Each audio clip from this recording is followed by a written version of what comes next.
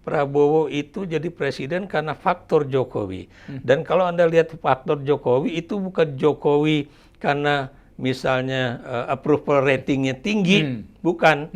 Tapi dia punya semua sumber kekuasaan ada di dia. Prabowo itu sudah memimpikan untuk menjadi presiden.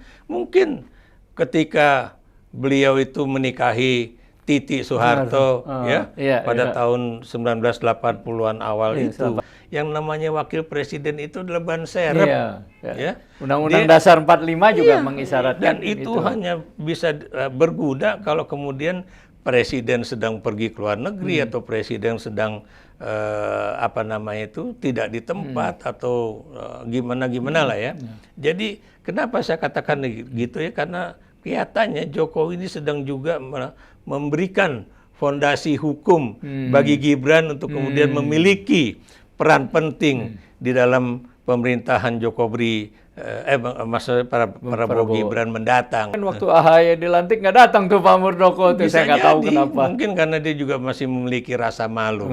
Tapi masih mending lah Pak Muldoko tuh memiliki rasa malu dibandingkan Pak Jokowi yang menurut saya nggak punya rasa malu untuk menjadikan anaknya menjadi calon presiden with whatever means. Gitu.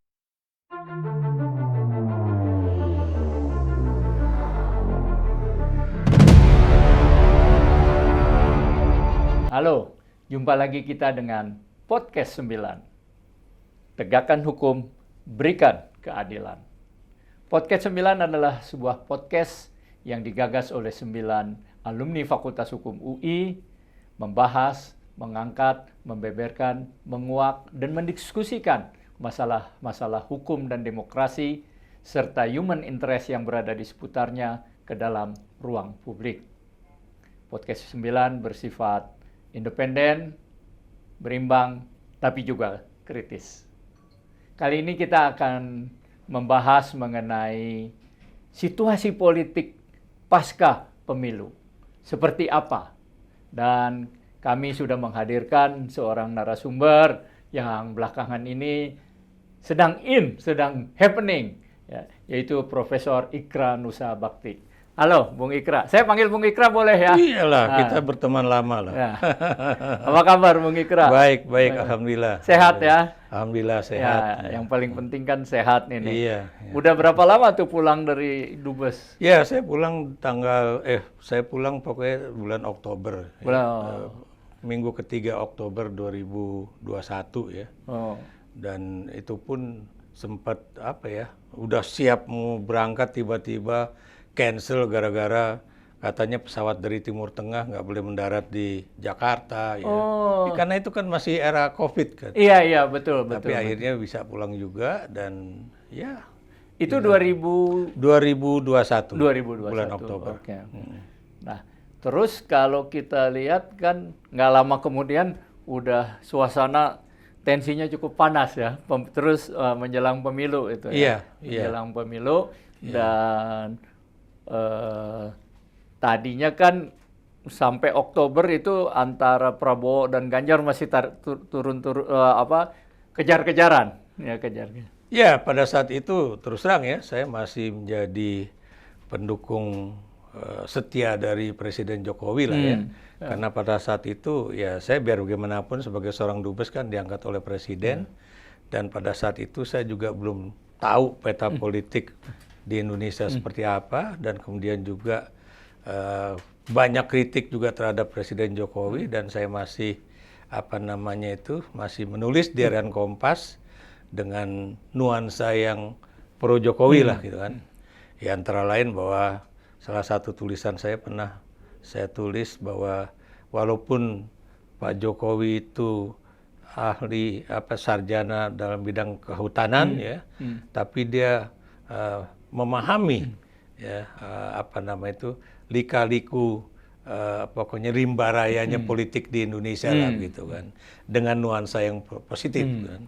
Apalagi waktu beliau masih bertahan Agustus ya, bahwa saya bukan saya bukan lurah, saya ini presiden ya, dan saya masih mempercayai kata-kata beliau ya. Tapi baru Oktober lah ketika persoalan Gibran di Mahkamah Konstitusi itu merebak ya. Dan di situ yang saya udah mulai mulai berpikir something wrong with him gitu kan. Jadi kenapa demikian ya? Anda tahulah ya, kita dulu sama-sama besar di kampus Rawamangun ya. Dan kemudian kita juga berkarya di Surat Kabar Kampus UI Salemba ya. Dan kita berkarir di situ sampai koran itu dibredel ya. Pada era Orde Baru.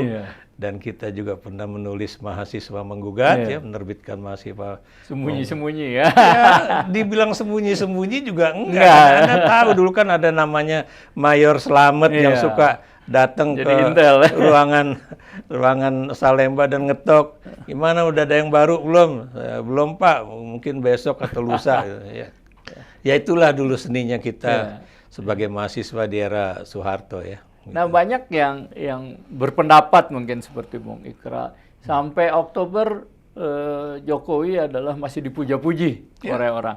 Tapi kemudian ketika Gibran masuk sebagai wakil presiden Prabowo, dan angka kemudian survei juga membuktikan Gibran dengan Prabowo naik tinggi sementara Ganjar turun. Walaupun belakangan kita ketahui juga bahwa survei-survei ini memang adalah banyak konsultan Prabowo dibayar berapa.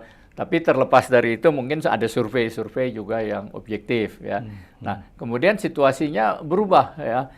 Kenapa kok banyak orang ketika Gibran jadi wakil presiden tiba-tiba berubah arah gitu, maksudnya marah juga ke Jokowi. Ada apa sih? Ya, Anda tahu ya, dalam prinsip demokrasi, apalagi negara kita ini republik ya. Negara kita ini republik, bukan kerajaan ya. Dan karena itu sistem merit itu harus lebih diutamakan. Itu yang harus Anda ingat lah ya. Dan kita kan juga Tunggu Bung Ikran, itu merit system itu bisa Anda uraikan sedikit nggak gimana? Gitu? Ya, saya beri contoh misalnya ya. Itu kalau misalnya Anda berkiprah, ya kayak kita lah dulu ya di PES kampus ya. Saya kan nggak mungkin ujuk-ujuk begitu masuk menjadi Pemret. Terus kemudian jadi Pemret, itu nggak mungkin. Dan Anda tahu saya prosesnya 1,5 tahun baru bisa menjadi misalnya staf redaksi, misalnya kan. Anda tahu kan. Dan kemudian Anda waktu itu di atas saya ya, waktu itu Anda udah menjadi redaktur pelaksana kalau nggak salah ya. Redaktur ya. Jadi itulah proses kita untuk nanjak, itu yang disebut dengan merit system. Jangan kemudian ujuk-ujuk hari ini masuk menjadi anggota AMPI, 2 hari kemudian diusulkan jadi calon wakil presiden. Nah, itu kan tidak berdasarkan merit sama sekali gitu kan. Jadi harus ada satu proses yang alamiah. Betul ya. Dan kemudian Anda masih ingat juga ya bahwa dia itu lolos ya menjadi atau memenuhi syarat untuk menjadi calon wakil presiden kan karena permainan hukum sang paman ya di Mahkamah Konstitusi itu yang makanya kemudian istilah paman dalam politik Indonesia itu baru muncul. Kalau dulu kan Bapak misalnya Pak Harto atau Bung Karno ya, atau Bung Hatta ya, itu kan dalam konteks politik kita Indonesia kan seperti itu. Tapi kemudian baru pada 2003-2004 ini muncul istilah paman gitu kan. Jadi ya itulah ya. Dan saya juga sampai sekarang masih berpikir sayang ya, itu sebenarnya sayang. Kenapa teman-teman di Mahkamah Konstitusi ya, yang kebetulan juga ada yang saya kenal baik ya, kok bisa akhirnya menyetujui, bukan menyetujui walaupun mereka, tapi maksud saya di dalam itu kenapa nggak bilang kalau ini yang lainnya udah dianggap apa istilahnya ditolak ya, kenapa yang satu karena prosesnya sama ya, itu harusnya juga ditolak karena Anda sebagai orang hukum pasti tahulah kalau satu kasus itu problemnya sama, harusnya kasus yang terakhir ada juga asas yang sama yaitu ditolak karena itu open legal policy ya, dan itu harus diselesaikan oleh DPR dan pemerintah untuk mengubahnya, bukan Mahkamah Konstitusi. Nah, Bung Ikra, itu kan karena berbagai persoalan itu sekarang muncul beberapa hal. Pertama muncul ada pemikiran kita bikin angket aja dah katanya. Angket mosi tidak percaya kepada presiden. Nah, kalau dari perspektif yang Anda lihat, apakah ini mungkin dan apakah memang bisa berhasil gitu? Kalau kita lihat dari sisi proses politik ya, Ya. apalagi pengajuan hak angket. Ya. Kalau menurut saya Ya. agak sulit. Hmm. Kenapa demikian ya? Karena Anda tahu sebelumnya kan anggota DPR dari PDIP kan pernah mengajukan hak interpelasi, Iya. ya. Dan Anda tahu hak interpelasi itu jangankan dari fraksi lain, dari fraksi PDIP-nya sendiri nggak ada yang mendukung. Betul. Apa yang ingin saya katakan di sini ya, karena memang sepertinya Ya. semua politisi, baik itu yang ada di eksekutif, ada di pemerintahan pusat atau provinsi, kabupaten sampai kota ya, bahkan sampai kepala daerah itu semuanya, maksud saya kepala desa itu semuanya udah apa istilahnya itu ya, udah menjadi orang-orang yang apa pesakitan hukum lah begitu. Jadi kalau misalnya kalau mereka nggak mendukung ya, itu mereka akan diajukan atau menjadi tersangka lah begitu kan. Jadi itulah yang terjadi, makanya mungkin teman-teman di parlemen juga seperti itu. Dan sekarang kita lihat aja ya, yang tadinya kemarin Anies kan berbusa-busa bilang bahwa ya kita akan dukung, kita akan ini, tau-taunya hari ini orang dari Partai Nasdem mengatakan kita mesti lihat dulu kenapa nggak buktinya aja majukan ke Mahkamah Konstitusi. Dan di situ udah menunjukkan betapa bahwa proses ini udah pasti masuk angin gitu kan. Jadi masuk anginnya tuh karena udah pasti ya, mereka yang ada di baik itu mungkin di paslon nomor 3 juga ada, misalnya kayak kita nggak tahu P3 nanti seperti apa ya. Dan kemudian kalau udah di paslon nomor 1 itu kan yang sudah pasti untuk mungkin tidak mendukung itu adalah Partai Nasdem, karena Pak Surya Paloh sebagai ketua umumnya sudah diundang oleh Presiden Kira-kira ke istana. apa sih isi kalau dia diundang dan kenapa tuh ya dia diundang? Kalau menurut saya ya pasti ada tawaran, ya, apakah Anda mau masuk kan gitu kan. Dan Pak Surya yang sebagai orang yang berpengalaman dalam kasus 2 menterinya dijadikan tersangka dan kemudian diproses di pengadilan, ya mungkin ya dalam tanda kutip ya punya pelajaran yang cukup berat lah untuk itu. Makanya bukan mustahil dia akan masuk mengikuti apa yang dianjurkan Jokowi gitu. Karena kan Anda tahu sekarang ini kan paslon 1 sama 2 anggota DPR-nya itu kan ada 314. Sementara yang di sini kan ada berapa tuh? 48% lah, ya itu ya. Dan itu kan menang kalau dari sisi jumlah anggota parlemen ya, itu paslon 1, 2 itu, 1, 3 itu pasti menang. Kalau memang mereka solid. Tapi saya nggak yakin itu solid ya. Dan problem yang lain Anda tahu, Anies Baswedan itu bukan orang partai. Dia bisa sekuat apapun, dia bisa mengatakan bahwa efek ekor jas dari pemilihan presiden itu ada di dalam misalnya kenaikan jumlah suara baik itu untuk PKB ataupun P3 ya, walaupun itu kelihatannya nggak terlalu tinggi juga ya. Tapi Gerindra menikmatin, Nasdem menikmatin, PKB menikmati efek jas itu. Betul. Ya, P3 mudah-mudahan bisa masuk. Kata terakhir sih saya dengar lolos. Udah pasti. Udah kalau versi KPU karena dia kurang 0, sekian persen. Mungkin dari margin error itu sebagian lari ke dia. Jadi pas-pasan 4,01 apa persen dia. Jadi itulah makanya kalau kita perhatikan ya di era Jokowi juga nggak ada itu yang namanya usulan hak angket atau apa itu kemudian bisa masuk ke parlemen ya. Dan dalam sejarah Indonesia juga hampir-hampir kecil sekali hak-hak angket gitu yang kemudian lolos dalam masuk menjadi sidang parlemen gitulah. Gus Dur barangkali sebentar waktu itu. Ya, kadang-kadang kita tahu Gus Dur karena itu dalam tanda kutip dia menjadi musuh bersama dari semua anggota parlemen karena dianggap dia akan membubarkan parlemen pada saat itu ya. Tapi kalau Gus Dur misalnya tidak menjadikan DPR itu sebagai musuh atau dengan kalimat yang sangat menyakitkan DPR kayak taman kanak-kanak gitu ya. Itu mungkin beliau aman-aman saja begitu.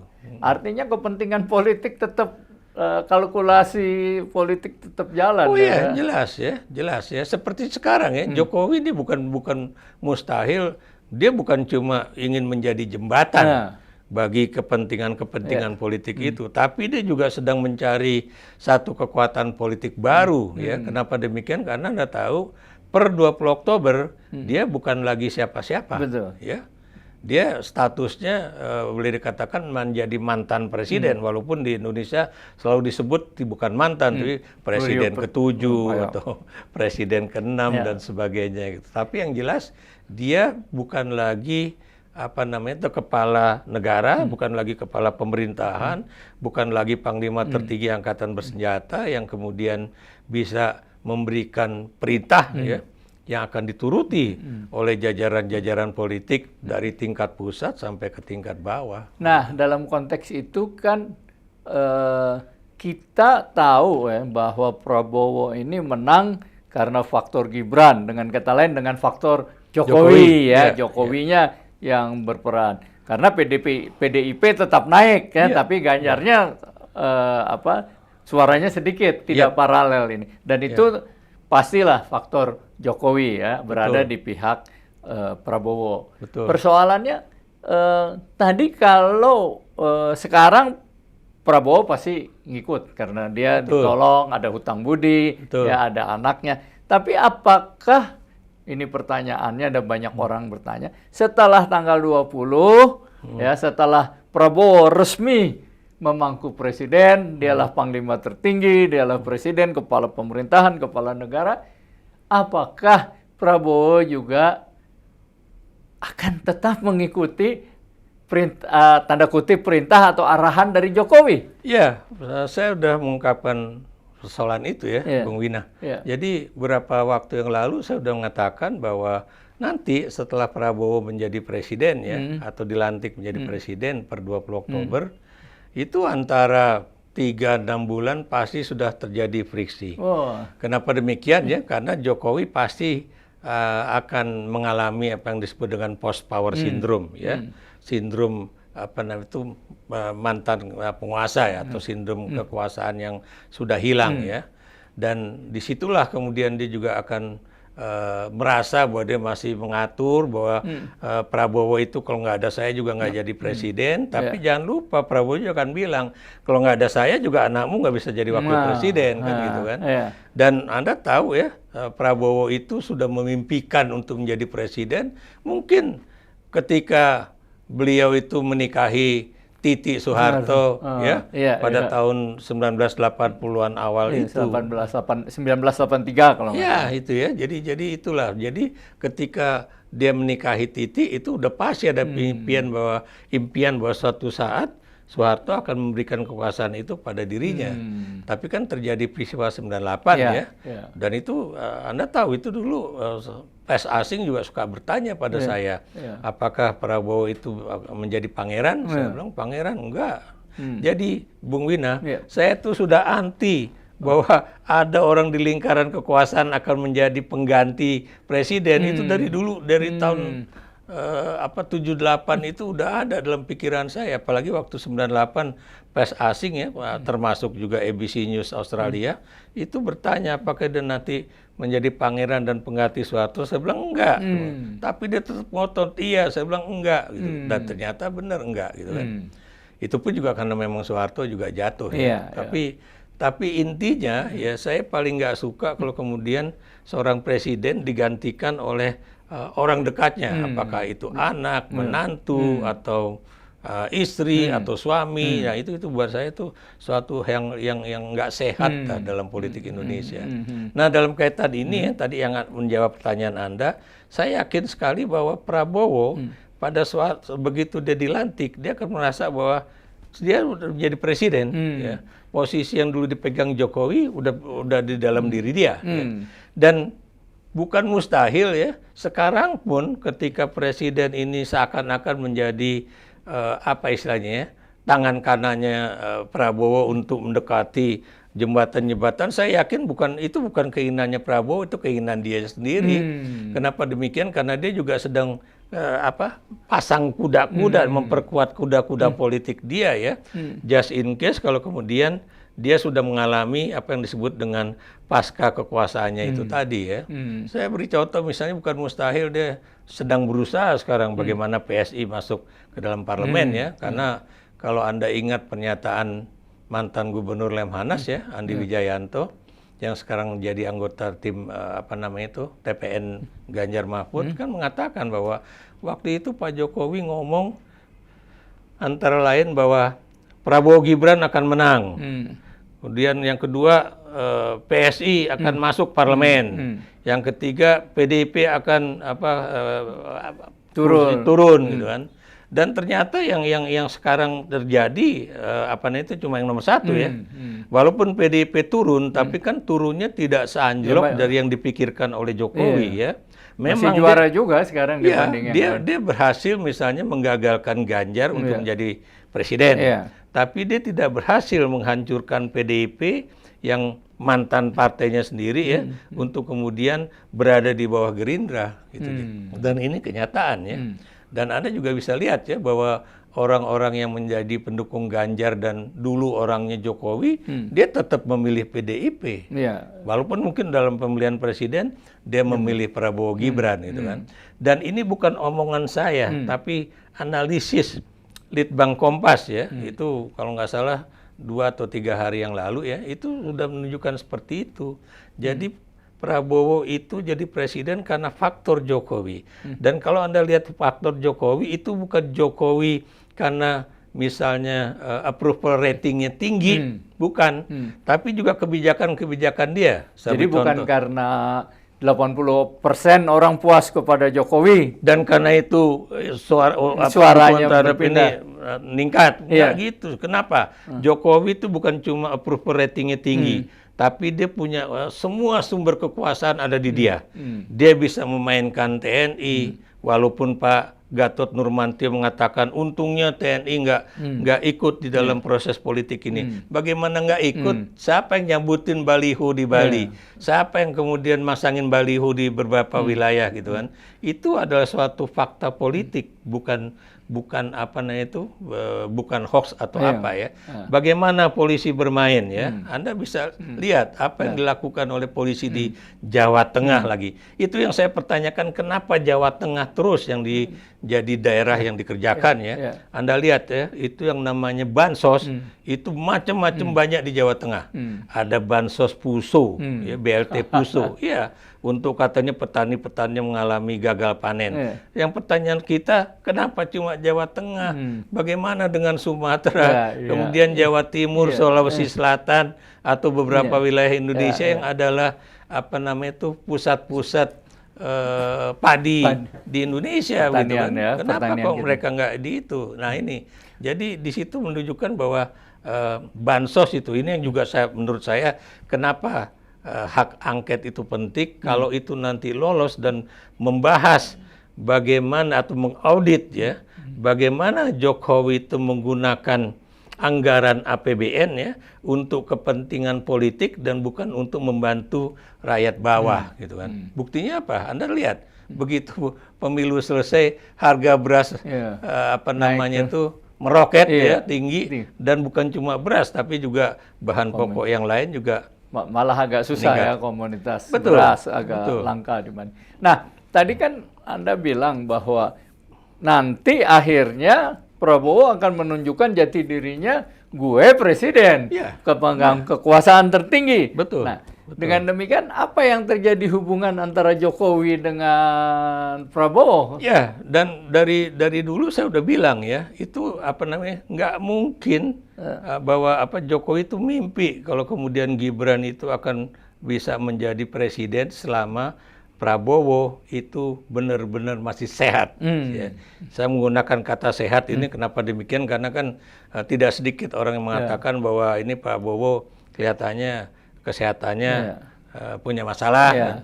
Dan kemudian yang kedua katanya ada perjanjian antara Pak Prabowo dengan Presiden Jokowi, udah salaman, katanya ini saya cuma 2 tahun aja.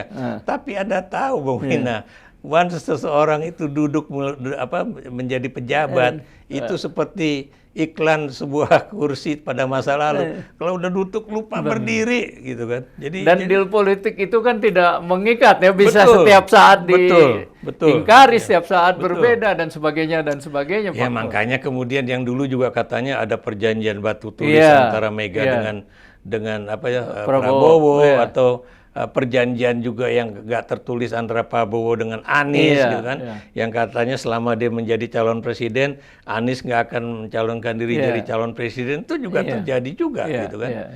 Makanya Prabowo kan kalau udah dengar nama Anies di dalam suatu pertarungan politik udah kayak alergi kucing aja sama tikus aja gitu kan. Nah kalau gitu apa yang akan terjadi nih? Pertama tentu kepada Jokowi dulu. Ketika Prabowo menunjukkan kekuasaannya, apa yang akan dilakukan dan bagaimana posisi Jokowi yang benar? Satu ya, saya yakinnya bahwa Jokowi bukan lagi bisa menjadi penasehat ya, karena di dalam struktur Indonesia saya belum tahu ya, apakah kemudian ada struktur misalnya koordinator dari Menko gitu kan.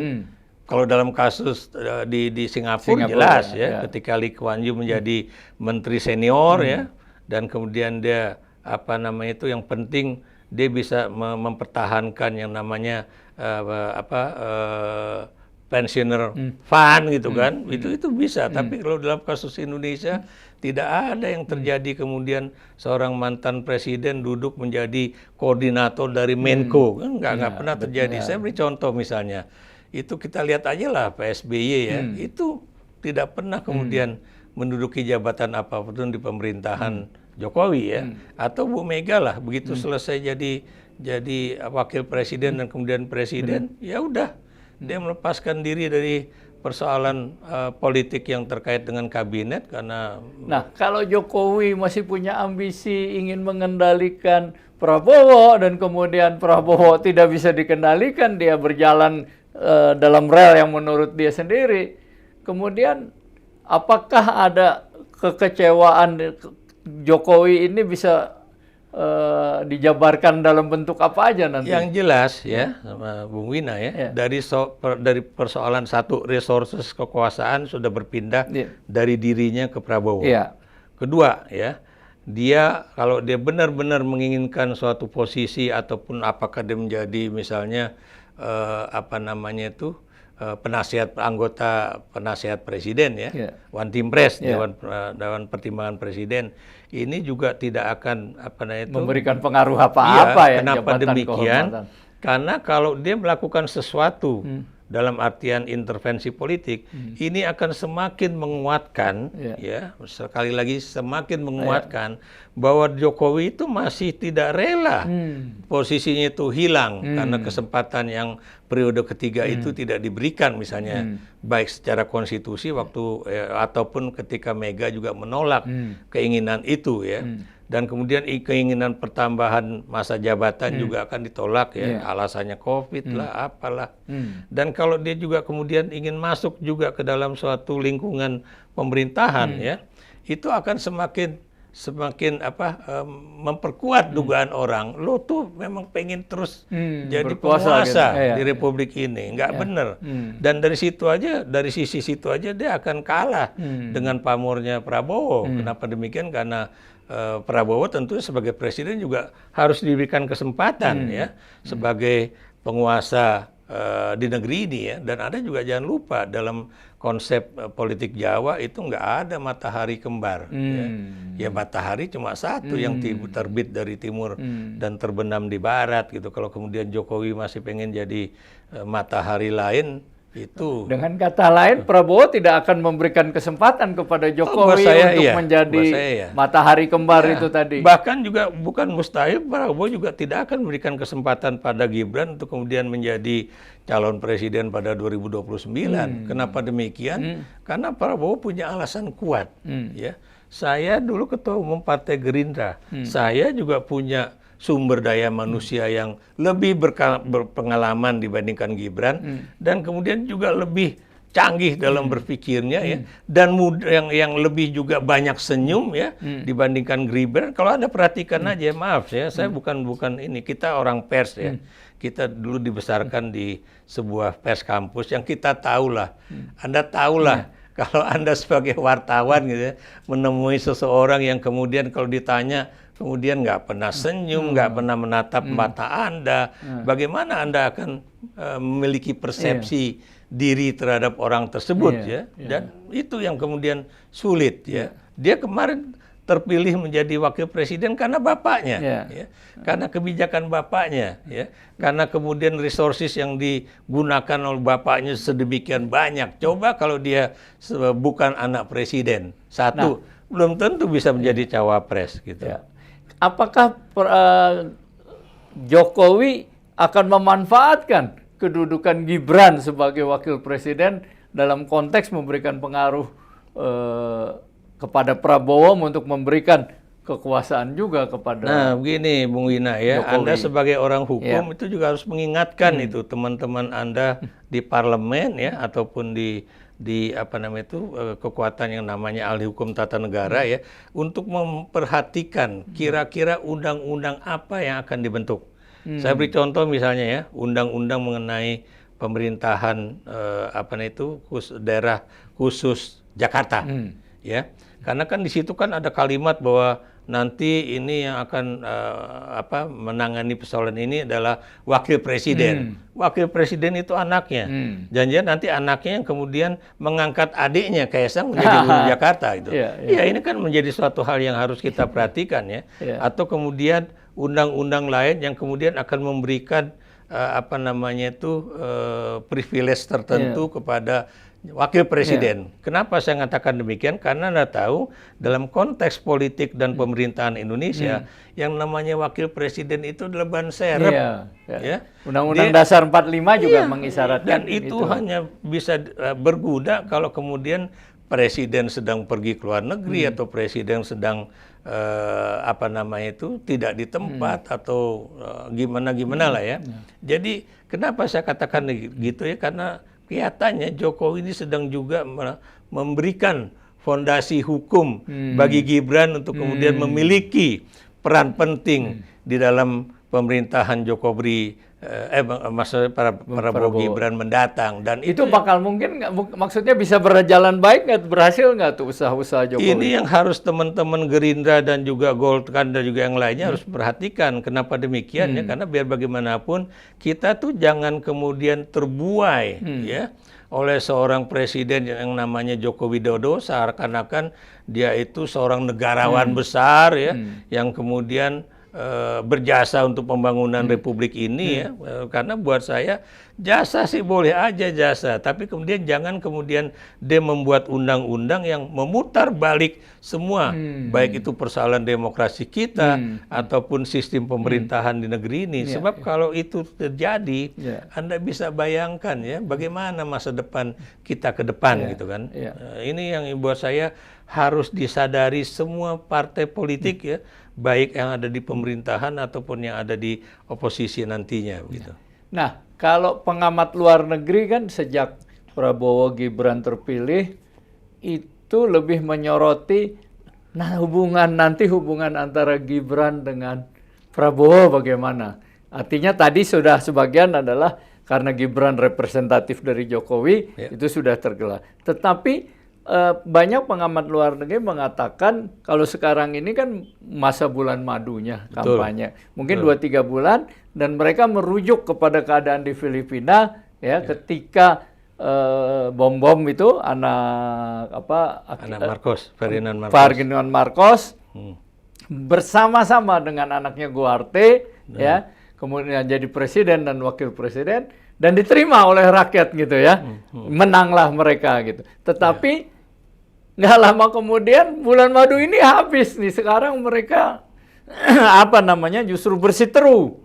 Ya. Nah, yang tadinya apakah hal ini juga mungkin terjadi ya antara Prabowo dan Gibran? Iya. Mungkin saya jelaskan dulu ya kenapa terjadi perseteruan politik di Filipina ya. Karena memang ada satu hal yang memang menjadi suatu yang sangat sakral bagi politisi di Filipina ya, yaitu Konstitusi 1987 ya, yang menetapkan bahwa masa jabatan presiden itu hanya 1 kali 6 tahun ya. 6 tahun. Iya. Nah ini Bombong kan tidak, dia kan tiba-tiba baru 2 tahun berkuasa ya, ini jalan masa kedua ya, itu kemudian dia mau mengubah konstitusi itu untuk kemudian bisa menambah masa jabatannya menjadi 2 kali atau 3 kali, ya sama lah kayak kasus Jokowi kemarin gitu kan, dia kan apa namanya itu membohongi rakyat seakan-akan enggak, saya nggak pernah punya pikiran seperti itu, padahal kita tahu itu terjadi. Gitu.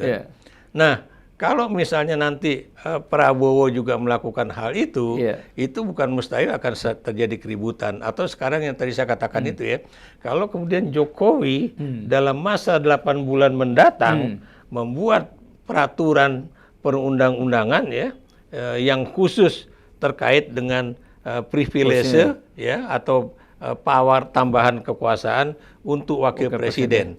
Dan kalau itu terjadi, menurut saya itu bukan cuma kita menunggu bulan madu setelah pelantikan presiden dan wakil presiden, tapi antara sekarang Februari sampai Oktober itu bukan mustahil, udah ada terjadi friksi. Gitu. Friksinya maksud saya itu, ini apa-apaan nih kemudian kok dibuat undang-undang yang seakan-akan memberikan apa namanya kekuasaan baru bagi seorang wakil presiden yang kebetulan adalah anak Presiden Jokowi yang sedang berkuasa sekarang. Itu yang akan terjadi. Dan kalau itu kemudian terus berlangsung, bukan mustahil nanti begitu setelah dilantik pada 20 Oktober 2024 ini, itu pasti yang namanya Prabowo itu akan berupaya untuk mengecilkan Gibran. Ya. Dan disitulah terjadi suatu apa yang tadi Anda katakan bisa terjadi friksi antara Duterte, dia dipanggil apa sih, Duterte atau apa ya, di Filipina dengan Marcos Junior itu ya. Ya itu yang akan terjadi. Nah kalau itu terjadi artinya benar terjadi perbedaan. Apa yang kemudian bakalan efeknya dalam politik kita dalam. Kalau buat saya, kalau dilihat dari segi efek, tidak akan ada yang membela Jokowi. Kenapa saya berani mengatakan demikian ya? PDIP ya, dan saya yakin PDIP, mudah-mudahan pandangan saya benar ya, dia akan tetap berada di oposisi. Ya. Dan karena dia berada di oposisi, walaupun dia berada di oposisi berhadapan dengan presiden, saya yakin PDIP nggak akan membelain Gibran. Kenapa demikian? Karena biar bagaimanapun Gibran itu adalah apa namanya, dan Jokowi itu adalah pengkhianat PDIP. Bukan cuma Jokowi masih ada rasa sakit hati itu terus ya. Biar gimana pun ini bukan persoalan sakit hati aja, karma politik juga akan bisa terjadi. Kenapa demikian? PDIP pasti nggak mau belain Gibran ya. Kenapa demikian? Saya beri contoh.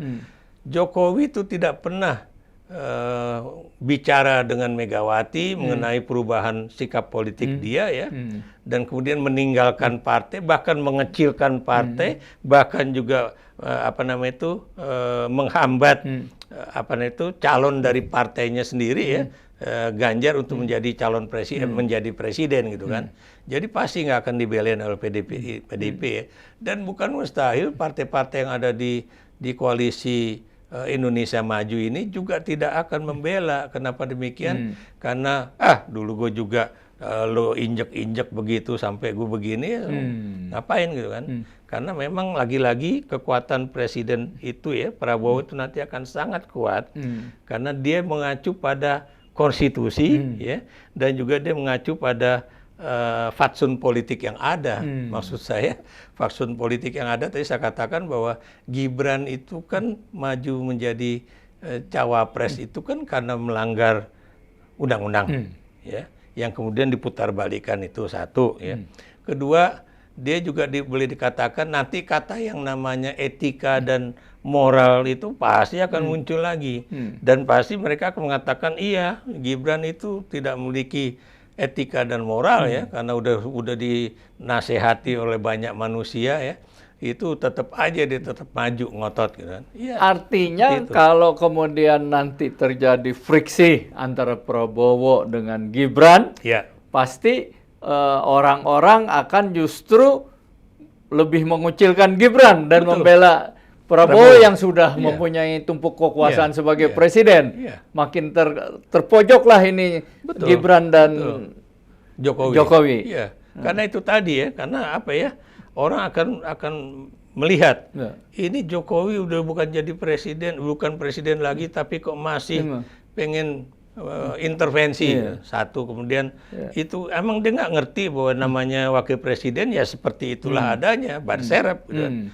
Kemudian yang lain lagi, loh ini kok kamu kok masih pengen mengatur-ngatur, padahal berilah kesempatan pada Presiden Prabowo nanti ya. Presiden terpilih ya. Terpilih ya sebagai orang yang memang menentukan. Jadi nggak benar dong Bung Ikra, kalau dalam pandangan Bung Ikra bahwa posisi wakil presiden Gibran sekarang ini merupakan kawah ujian buat Gibran untuk nanti menjadi the new rising star. Karena menurut saya bahkan orang yang memberikan informasi ya, orang Partai Golkar ya, memberikan informasi bahwa calon dari partai kami adalah Gibran Rakabuming Raka, dalam hati dia itu pasti juga ada rasa kekesalan politik. Kenapa? Lah, gua di Partai Golkar udah berjibaku 10 atau 20 tahun gitu kan. Kok nggak pernah diberikan kesempatan untuk naik, tiba-tiba anak baru kemarin sore gitu kan, baru 2 tahun jadi wali kota gitu kan, dan kemudian keberhasilannya juga lebih banyak karena bapaknya ya, karena proyek-proyek dari pusat ya, kemudian tiba-tiba ya itulah mengambil kesempatan anak-anak muda di dalam Golkar gitu, atau juga anak-anak muda di dalam Gerindra. Pasti ada perasaan itu, dan Anda jangan lupa persoalan itu kan cuma tinggal tunggu waktu ya. Apa yang ingin saya katakan di sini ya, bahwa itu Presiden Jokowi itu sebenarnya meninggalkan bom waktu bagi anaknya sendiri ya, untuk masa depan dia. Jadi akan sulit bagi dia untuk kemudian melewati batas misalnya posisi sebagai wakil presiden, karena pada 2029 pasti konstelasi politiknya udah berubah. Gerindra ya akan bilang bahwa saya kan punya istilahnya tuh punya calon sendiri, ya, punya kader sendiri yang sudah dibina dengan baik ya. Dan Anda jangan lupa loh, di Gerindra itu kan juga tidak sedikit orang-orang pintar, ya. Karena biar bagaimanapun yang ada di Gerindra itu ya termasuk Prabowo. Itu adalah generasi mungkin ketiga atau keempat ya dari sebuah partai politik kader, bukan partai politik besar ya, tapi partai politik atas dasar pengkaderan, yaitu Partai Sosialis Indonesia. Ya nggak? Orang-orang dari Partai Sosialis Indonesia memang mereka tidak punya gerombolan massa yang besar, tapi jangan lupa otak mereka, kapasitas mereka dalam bidang keilmuan, kapasitas mereka dalam bidang pendidikan, kapasitas mereka dalam bidang ekonomi itu masih diakui, ya nggak?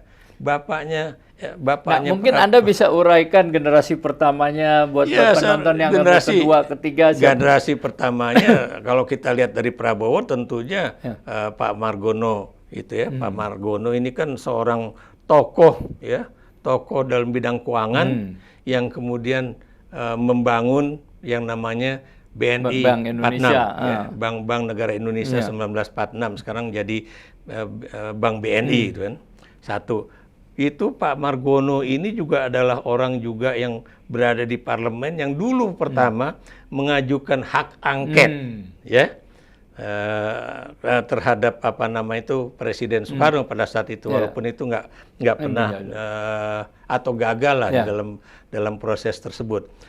Kemudian bapaknya Prabowo itu adalah Sumirto Djahadikusumo ya, itu begawan ekonomi Indonesia ya, yang juga ya, terlepas dari beliau juga pernah menjadi bagian dari PRRI ya, tapi kita melihat bahwa dia juga memiliki kapasitas sebagai begawan ekonomi yang kemudian membawahi generasi ekonomi Indonesia yang selanjutnya ya, termasuk tokoh-tokoh yang misalnya lulusan mafia Berkeley atau dari manapun, dari Belanda juga demikian ya.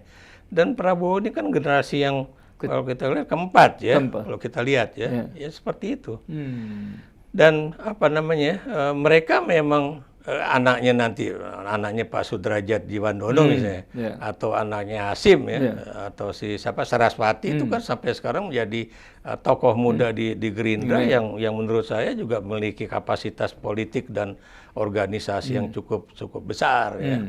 Ya walaupun mereka mungkin tidak bisa menjadi calon presiden karena tidak beragama Muslim ya, tapi yang jelas ada tokoh-tokoh lain dalam Gerindra yang juga memiliki kapasitas kepemimpinan yang tinggi juga ya, gitu. Tuh ya.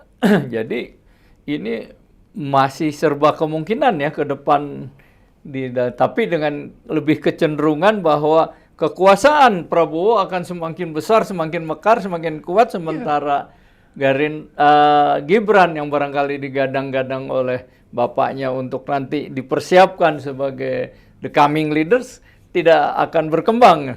Anda bisa lihat lah ya, pengalaman Pak SBY lah ya. Begitu turun jadi presiden, apakah kemudian orang-orang yang dukung dia dulu ya, dari berbagai partai politik masih berbondong-bondong ke Cikeas. Ya. Anda bisa lihat ya bagaimana di dalam pemilu 2004 ya, itu kan Partai Demokrat itu kan cuma dapat berapa kursi. 2009 ya tiba-tiba melambung 3 kali lipat. 20%. Iya. Iya, itu kan 3 kali lipat dari 7 menjadi 20 gitu. Dan kemudian Anda lihat ya setelah itu 2014 ya sampai sekarang 2024 itu kan terjadi penurunan di Partai Demokrat ya. Tapi Anaknya juga pun mau jadi macam-macam susah, gubernur susah, menteri susah, baru sekarang ya. Iya, ya sekarang dia memang berterima kasih pada Jokowi, tapi juga Jokowi juga pernah berdosa juga kepada Partai Demokrat ya ketika mendiamkan dalam tanda kutip ya Kepala Staf Kepresidenan ya Pak Muldoko yang berupaya untuk men-take over Partai Demokrat dari tangan AHY. Jadi itulah politik. Dan yang menarik kemarin waktu AHY dilantik nggak datang tuh Pak Muldoko tuh, saya nggak tahu kenapa. Mungkin karena dia juga masih memiliki rasa malu. Tapi masih mending lah Pak Muldoko tuh memiliki rasa malu dibandingkan Pak Jokowi yang menurut saya nggak punya rasa malu untuk menjadikan anaknya menjadi calon presiden with whatever means gitu kan. Ya saya bisa dibilang kasar ya, tapi apa yang saya katakan ini sebetulnya itu juga ada yang dirasakan oleh teman-teman baik itu dari kalangan politisi sipil ataupun kalangan sipil ya, ataupun mungkin dari kalangan purnawirawan TNI sendiri, bahkan mungkin TNI yang masih aktif juga ngelihat kan, ini apa-apaan nih kok kemudian kok anaknya digadang-gadang untuk jadi ini dan kemudian sampai menggunakan berbagai cara gitu kan, ya itu. Nah kalau begitu, kalau kita lihat itu, kita melangkah lagi ke nanti di pemerintahan Prabowo.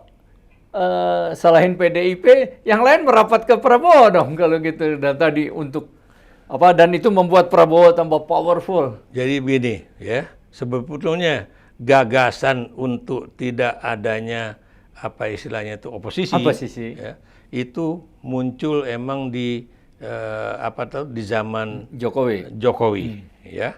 Kenapa demikian ya? Karena waktu di zaman Pak SBY ya, itu kan dia memang merangkum banyak partai. Tapi kan dia juga tidak ada usaha untuk kemudian mengajak misalnya Megawati, walaupun itu juga pasti nggak mau. Dan waktu itu Anda jangan lupa ya, yang menjadi oposisi itu kan PDIP dan Gerindra, ya kan?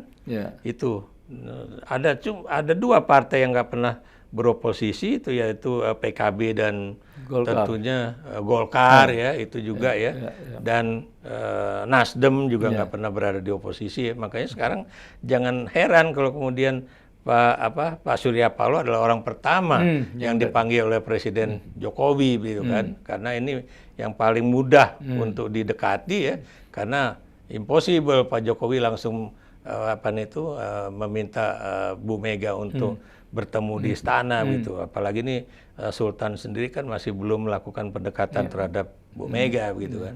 Jadi hal-hal seperti itu ya. Jadi begini loh Bung Wina, kebiasaan kita untuk kemudian membangun sistem politik ya atas dasar dalam tanda kutip guided demokrasinya Bung Karno itu masih ada, ya, bahwa seakan-akan orang Indonesia itu tidak bisa menjalankan suatu sistem demokrasi, ya, seperti yang terjadi di negara-negara Barat, gitu kan. Ini masih terus demokrasinya terpimpin, kan. Dan itulah yang dilakukan oleh Jokowi juga, ya, seakan-akan dia bisa mengatur, kemudian dia juga mengabsorb, ya, apa yang kalau di dalam bahasa ini politik akomodatif, ya, atau politik akomodasi, ini juga masih dilakukan. Nah, kan juga buat saya aneh, kok kenapa Jokowi jadi sibuk mengakomodasi partai-partai yang ada di paslon 1 dan 2, padahal dia kan bukan presiden lagi nantinya. Gitu. Tapi intinya itu kira-kira buat apa kalau buat? Itu tadi saya bilang, bisa saja itu dia menyebut dirinya jembatan, bisa saja Prabowo juga meminta dia untuk melakukan itu, tapi yang lebih penting lagi buat saya, dia sedang memasang kuda-kuda juga, ya, untuk vis-a-vis yang tadi Anda katakan, menghadapi Prabowo kalau dia nanti udah menjadi presiden. Ya. Dan buat saya lagi-lagi sangat sulit mengharapkan orang-orang yang kemudian diajak menjadi anggota kabinet pada saat ini, dan juga kalaupun dia nanti menjadi anggota kabinetnya Prabowo Gibran, kemudian juga akan setia kepada Jokowi. Kenapa demikian? Karena biar bagaimanapun, ya, yang namanya kesetiaan itu adalah ketika Anda masih menjadi penguasa. Gitu. Itulah ya kalau di politik. Ya. Nah, kalau gitu pertanyaan berikutnya, bagaimana kira-kira jalannya pemerintahan Prabowo Gibran, ya? Apakah akan terjadi banyak riak atau sebenarnya tidak akan ada riak kecuali Gibran yang akan terus terdesak? Ya, kalau buat saya nggak akan ada riak, nggak akan ada riak. Ya. Satu partai aja, Nasdem, masuk ke dalam koalisi Indonesia Maju, udah selesai itu ya? Selesai. Karena biar bagaimanapun dia udah bisa mengimbangi kekuatan PDIP, P3, dan kemudian juga PKS dan PKB. Walaupun saya yakin PKB juga akan masuk juga ya. Iya, itu. Walaupun sekarang juga ada satu isu politik baru, ya, bahwa sepertinya Muhaimin Iskandar juga akan dijatuhkan gitu kan oleh Jokowi dan diganti oleh Menteri Agama sekarang, ya. Tapi kan lagi-lagi Anda tahu di dalam PKB itu kan tidak bisa seperti itu. Karena biar bagaimanapun Muhaimin itu udah memiliki akar politik di PKB itu cukup lama. Apalagi nanti juga pasti orang akan bertanya, loh, Anda mau mengambil alih kepemimpinan Muhaimin, apa jasa Anda terhadap PKB? Kan gitu.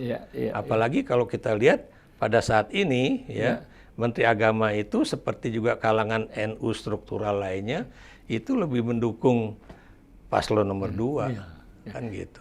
Nah, yang terakhir, Bu Ikra, gimana sih hubungan Prabowo dengan Bu Mega nih sebenarnya nih setelah kejadian ini? Kalau Prabowo Bu Mega, saya yakinnya nggak ada masalah. Ya. Kenapa saya bilang nggak ada masalah? Begini, Bung, Anda harus lihat, ya, itu Bu Mega itu pernah bicara pada saya, dan itu satu kalinya saya duduk makan bersama Bu Mega waktu dengan Mas Taufik, ya, di Tengku Umar, ya. Itu menjelang pemilu 2004, ya. Bu Mega ini adalah orang yang terbuka, ya. Dan Bu Mega itu mengatakan pada saya bahwa saya adalah anak dari semua bapak ideologi bangsa. Jadi nggak benar ya, ada yang bilang Mega itu tertutup banget orangnya. Oh, enggak. Kalau dia tertutup, nggak mungkin lah dia ngajak Prabowo menjadi calon wakil presiden pada 2009, ya. Walaupun saya nggak memilih pasangan ini. Ya, bahkan yang meminta Prabowo jadi menteri pun Mega kan kepada Jokowi. Saya nggak tahu persis soal itu, ya, tapi bisa saja itu terjadi, ya. Kenapa demikian? Karena itu yang tadi saya bilang, Bu Mega itu sebetulnya orang yang sangat terbuka, ya. Sangat terbuka dan kemudian bisa menerima lah siapapun untuk kemudian masuk ke dalam koalisi. Saya beri contoh, emang Bu Mega pernah mengatakan tidak atau jangan kepada Jokowi ketika dia akan memasukkan siapa? Enggak. Bu Mega itu tahu diri bahwa dia sekarang bukan presiden, dia adalah ketua partai dan dia membiarkan Jokowi untuk kemudian mengambil kebijakan sendiri, kecuali kalau dia akan melanggar Undang-Undang Dasar. Makanya itu Megawati itu keras ya dalam posisinya ketika Jokowi ingin menambah periode kepresidenan menjadi ketiga atau tambah 2 tahun atau tambah apa ya, karena pegangan Megawati adalah 1. Itu bertentangan dengan konstitusi. Itu aja. Tapi kalau hubungannya sih tapi baik dengan menurut Anda antara Prabowo dengan Mega ini. Oh, buat saya iya. Dan Prabowo itu juga Jokowi. Gimana? Dengan antar hubungan Mega dengan Jokowi. Oh, kalau sekarang sih memang bertentangan dan saya yakin ya kalau soal itu yang Mega akan sulit untuk memaafkan ya. Kenapa demikian? Karena Jokowi itu bukan cuma menjadi anak nakal dari PDIP atau kader nakal PDIP, tapi juga ini adalah orang yang dipandang bukan cuma oleh Megawati ya, tapi oleh banyak orang yang menjadi pengkhianat dari partainya sendiri ya, dan buat saya juga pengkhianat demokrasi Indonesia. Nah, kalau hubungan Mega dengan Prabowo dengan Jokowi kayak panas gini dan Mega tadi susah menerima kembali, ke depan apa yang akan terjadi, Bung Ikra? Ya, kalau Mega kemudian mau berdialog sama Jokowi ya, dengan bantuan si Sultan Hamengkubuwono X, bisa saja. Tapi ini tidak akan ada positif ataupun negatifnya terhadap pemerintahan Jokowi Gibran. Ya. Jadi yang ingin saya katakan di sini, tadi kan ada yang Anda tanyakan bagaimana hubungan Mega dengan Prabowo. Karena buat saya tidak akan ada masalah. Kecuali hubungan Mega sama bahkan Jokowi. Ketika misalnya 2014-2019 ya, apakah kemudian tidak ada komunikasi politik? Ada, bukan ada ya. Termasuk misalnya teman saya Andi Wijayanto ya, yang dulu sama-sama satu tim pada 2009 ya, yang mendukung Mega Prabowo ya. Itu ketika berpindah posisi ketemu sama Prabowo ya, menurut dia tuh ya tetap dengan hormat komando kan? Dan kemudian juga saling bisa menyapa dan berdiskusi dengan baik. Atau sekarang Anda lihat ya, itu kan orang-orang yang ada di pemerintahan Jokowi ini kan juga adalah dulu orang-orang yang ada di yang waktu itu masih menjadi bagian dari pemerintahan PDIP kan. Jadi berganti posisi tidak pernah jadi masalah. Cuma yang jadi masalah itu cuma Jokowi dan Gibran aja. Tapi kalau misalnya Prabowo nggak ada masalah, Gerindra apalagi nggak ada. Dan Anda jangan lupa ya bahwa kepentingan elit politik itu jauh lebih sama dibandingkan dengan kepentingan elit dengan massa atau massa dengan massa. Gitu. Oke. Terima kasih Bung Ikra. Ya, sama-sama Bung Wina. Kedatangannya ke Podcast 9. Nanti kapan-kapan kita selalu undang lagi ya Bung Ikra ya. Insya Allah ya. Mudah-mudahan saya ada waktu dan kemudian juga saya mudah-mudahan ya ada ide-ide juga yang bukan hoax ya. Karena apa yang saya katakan tadi bisa Anda lihat lah faktanya di media-media massa, apakah omongan saya itu benar atau enggak begitu. Oke, sekali lagi terima kasih sama-sama Bung Wina. Demikianlah bincang-bincang kita dengan Profesor Ikra Nusa Bakti, seorang pengamat politik yang sudah banyak dikenal masyarakat dan tidak perlu saya simpulkan lagi. Tegakkan hukum, berikan keadilan.